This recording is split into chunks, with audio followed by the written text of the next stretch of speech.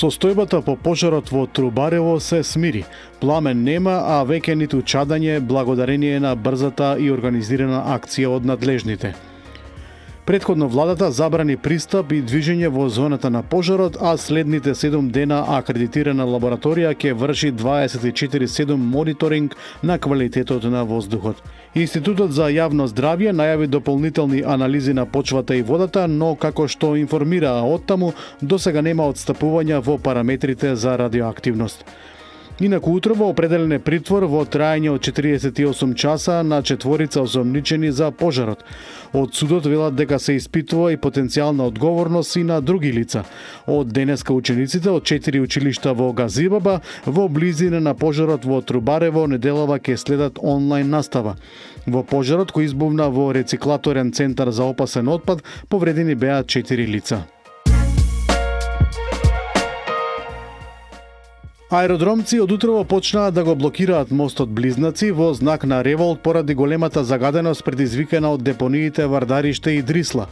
Тие бараат трајно системско решение и нагласуваат дека немаат партиска агенда, туку само бараат здрава животна средина. Демонстрантите предупредија дека вакви блокади ќе има секој ден се додека надлежните институции не понудат конкретни чекори и рокови за затворање и трајно решавање на депонијата. Инаку тие протестираат веќе цела недела и секое попладне. По завршувањето на рокот за поднесување кандидатски листи за локалните избори 2025 доставени се 312 кандидатури за градоначалници и 575 листи за советници во општините и градот Скопје. Најголем интерес има во главниот град со 18 кандидати за градоначалник и 20 советнички листи.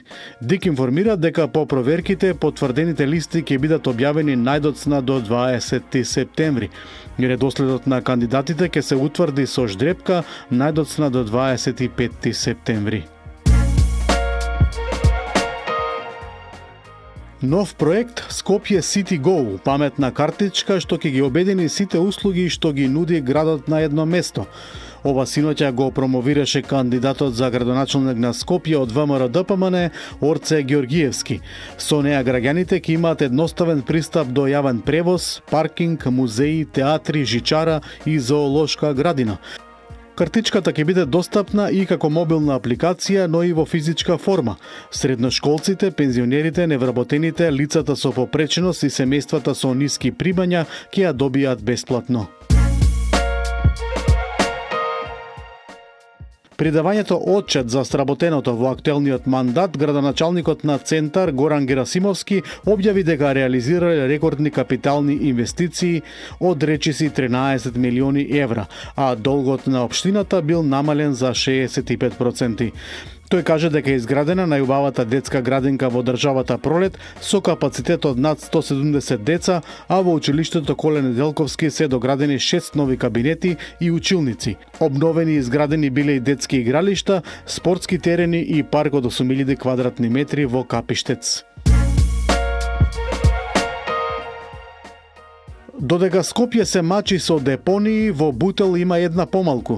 Имено од општината информираа дека доцна синоќа била исчистена дива депонија во пределот на градските гробишта. Исчистена е големата депонија на автобуската станица на јавниот градски превоз, како и околните улици во близина на градските гробишта.